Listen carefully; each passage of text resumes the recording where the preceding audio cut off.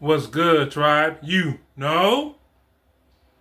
You know, I'm just sitting there thinking, man.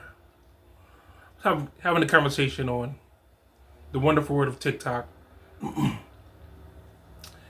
these are the kind of conversations I have quite often, right? I was in prison. I've been in prison twice.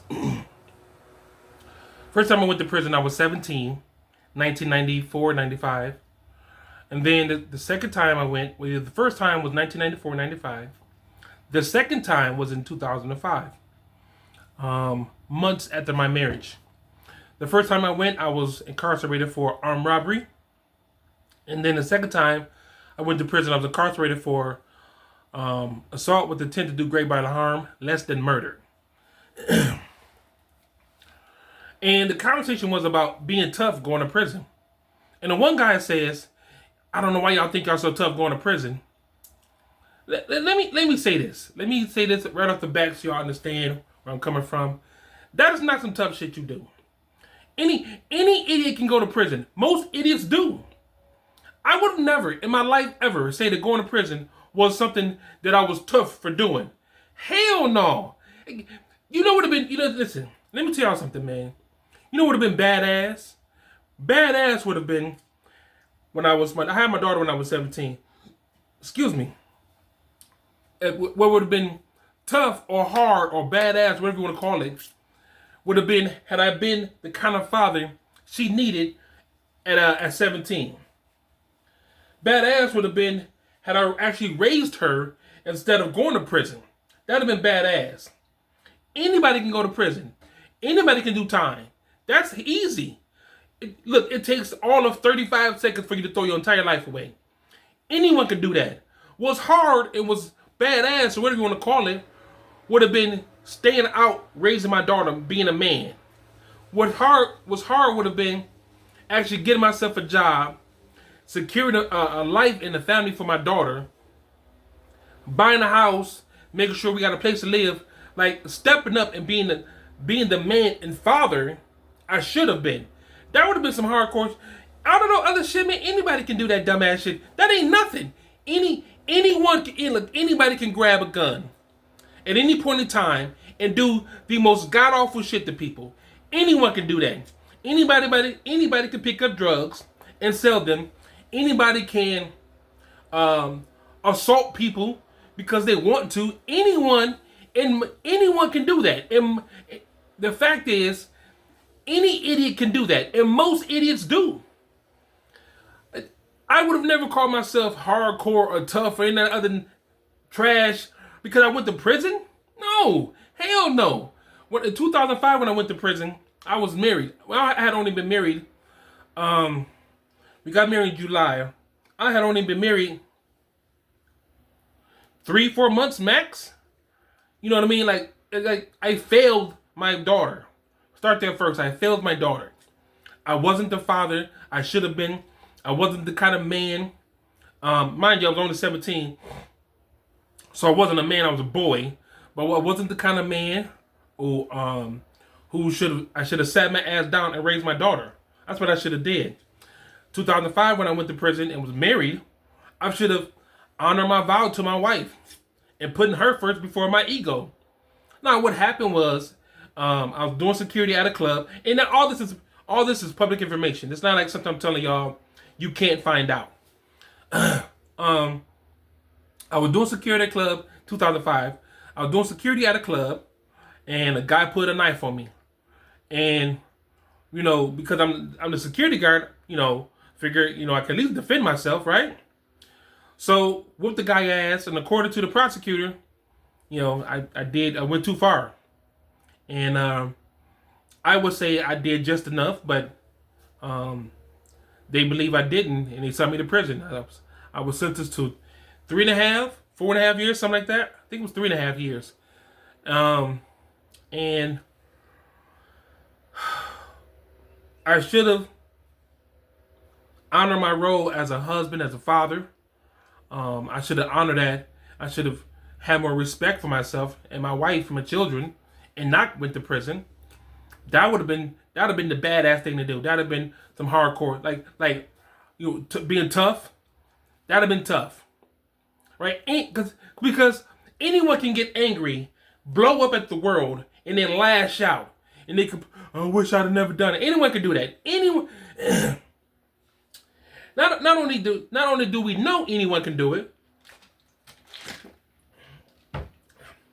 we've seen countless examples.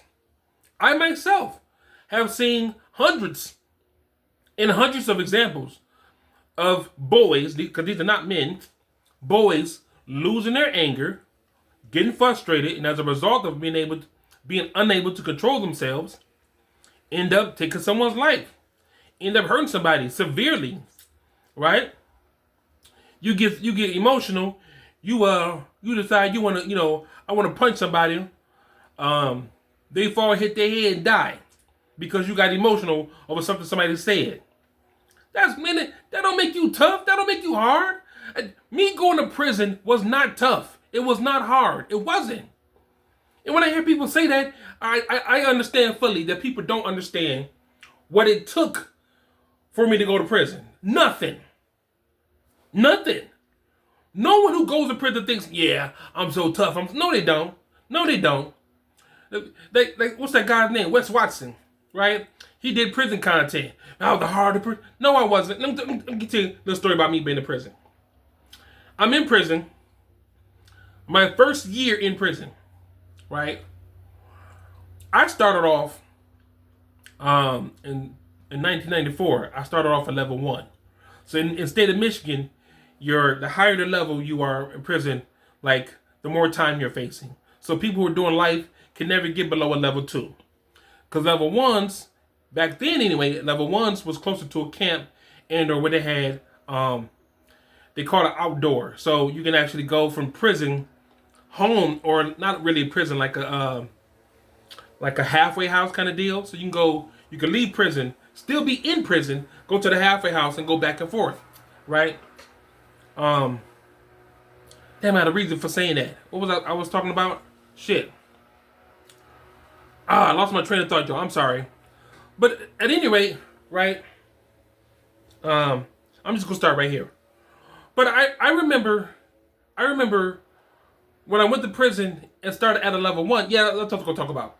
Remember going to prison, starting at a level 1, and thinking to myself, this is what prison is? Oh, I got this. Now, mind you, I'm 17, so I'm super stupid already, right? I'm like, I can do this. Within a year of being in prison, I went from a level 2 to a level 3, 4. Like, in my first 2 years, I went from a level 1 to a level 3, 4. In under 2 years, I did that. And then for the next 4 years, right, I stayed at level 3. I stayed at level 2, level 4, back and forth, because I was just doing dumb shit the whole time. Then toward the end of my bit, coming home, I remember thinking, like, how dumb I was for, like, why didn't I just do my time and come home? Because I always walked around with a chip on my shoulder. I was always angry, and I felt like no one was telling me, and this is the thing, no one was telling my dumb young ass to sit down and do your time and take your ass home to your daughter. I never heard those words. I didn't. People was like, man, hey man, you gotta, and that old soft ass telling somebody, no. These young boys, especially back then, mind you, I was 17 in 94. The same thing I need to hear back then is what I tell boys now. You need to sit your ass down. If you don't, then people gonna sit you down and you gonna try to figure out, man, I wish I would have, yes. Yeah. And so when I went inside, I was like, oh, all my friends are here. People I knew from the streets was here. I'm like, I can do time. I got this. I run out of something, I go to my man. Hey man, let me get X, Y, and Z. And back then in 94, you actually buy like store goods. Cans of chicken, tuna, boxes of chicken, right? You can buy all kinds of stuff back then. And I was like, this is the life. That shit ain't cool, man. That shit ain't cool. You ain't tough going to prison. I talked about Wes Watson. That's not what prison is, man.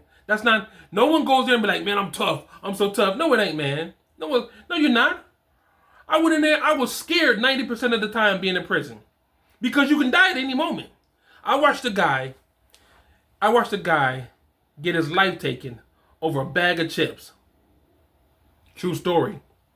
Over a bag of chips. I was on the prison yard, and we're leaving from the yard, or we're leaving from our housing unit, going into chow hall, and you have to walk in a straight line. And it just so happened these two guys were in the exact same unit where we crossed paths. Now sometimes you can't never cross paths with a unit because you're on different sides of the yard.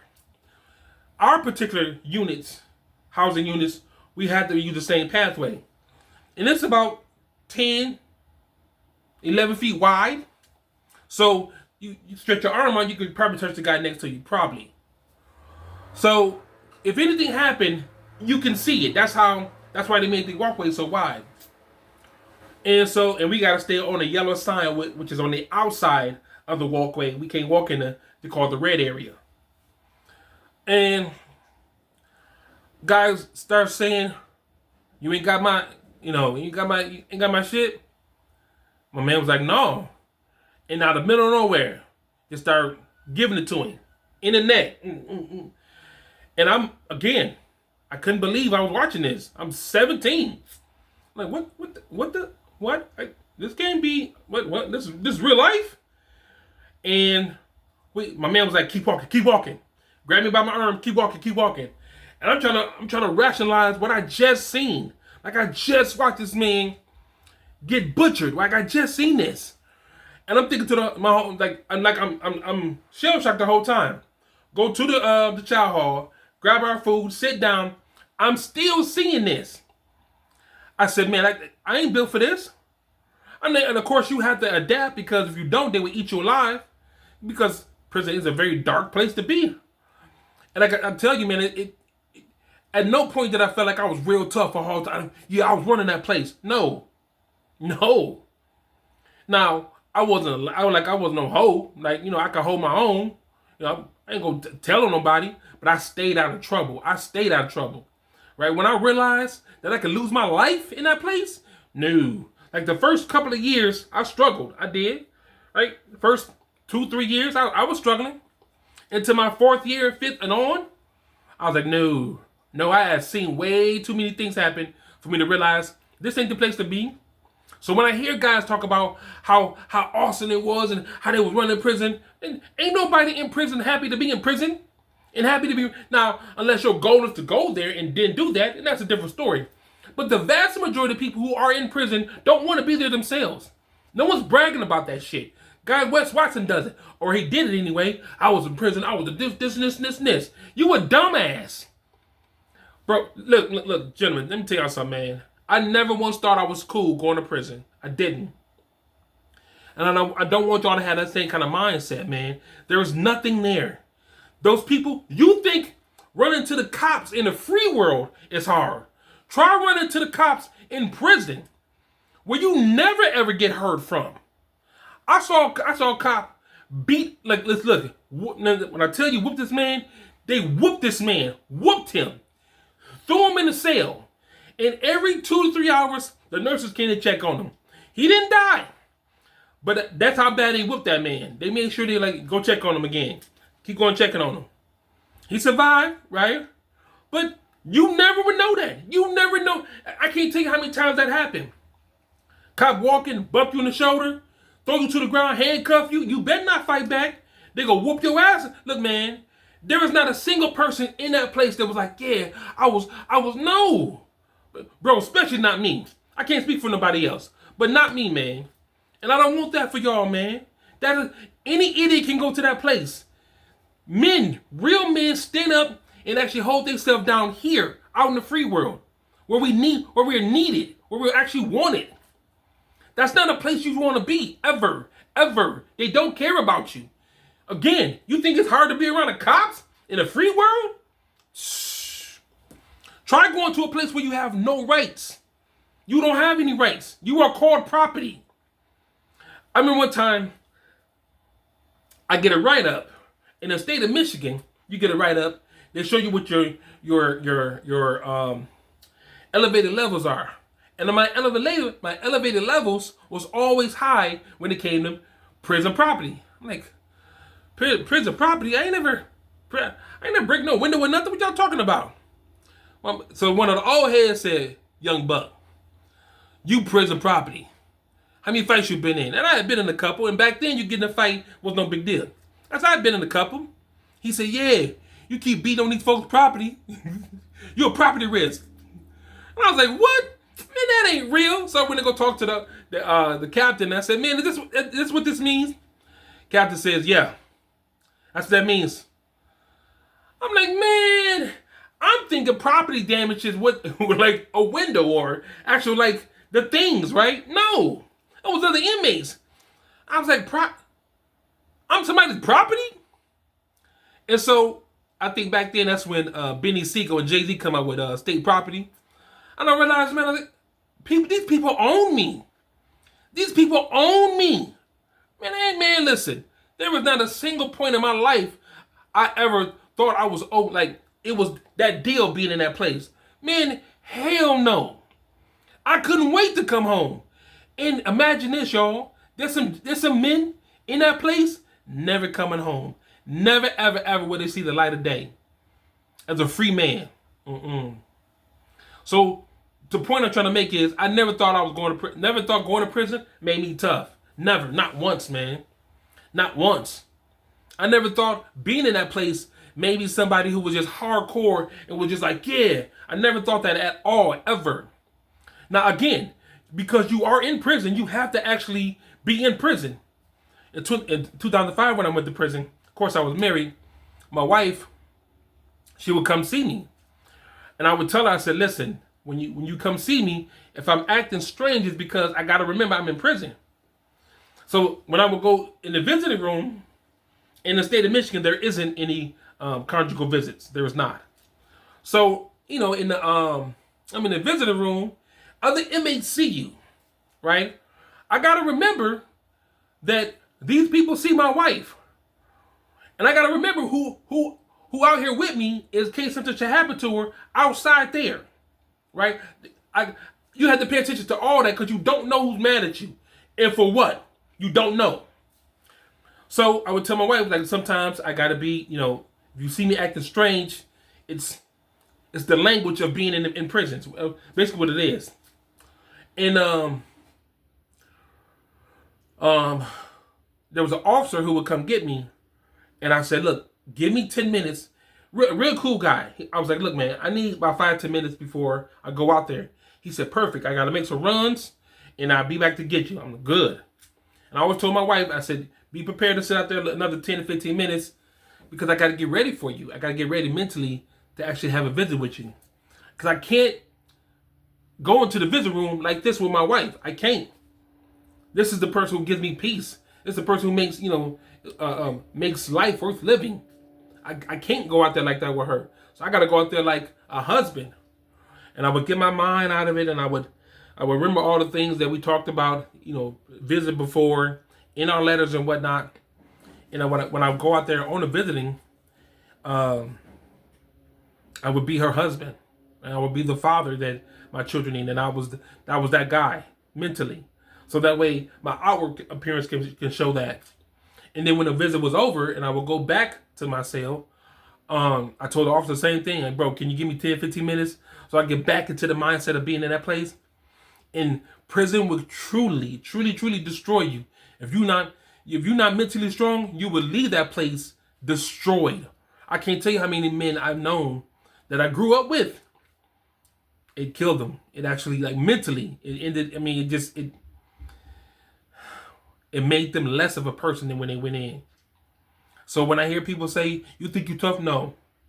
The tough thing would have been to stay outside, out in the real world, raising my daughter when I was 17. The tough thing would have been when I was in my 20s and got married in 2005, right? I should have honored my vows to my wife. I should have honored my vows to my children. And I should have honored the life I was building and been more loyal to that than my pride and ego. Granted, I was at work and the guy put a knife on me, right? But I could have just, you know, did what I normally did. I did take it too far. That's not the prosecutor saying that. I didn't get railroaded. I did take it too far. And I know I took it too far. My pride and ego got in the way, and I hid it saying because I was working, it was okay. It wasn't. It wasn't. And so I will never say that going to prison was easy, right? It wasn't. Being hard, or going to prison was hard. That's easy. What's hard is staying out here, raising my wife, raising my children with my wife, being a father to my daughter right when I was 17. That's hard, right? That's a real man shit. I'm always baffled by people who say that about themselves. I'm not one of those people. I'm not one of those people. But I want to share that with y'all, man, because I want y'all to understand that a lot of y'all are out here begging to go to prison, and you need to not. Hi, love. I'm in the house. Okay, sweetie. I love you. I love you. A lot of y'all are out here begging to go. Your actions are saying, you're communicating to the world, you can't wait to get in that place. And it's sad because people need you. Most of y'all have children. Your children need you out here. Your family love you. They need you alive. Our pride and ego get in the way. We find ourselves either in a box or in that place. I want y'all to really rethink that, man. If you made it this far, thank you for watching. I appreciate it, man. Hit that like and subscribe button. And I hope you come back for another video, man. I'm out to the next one, y'all. Peace.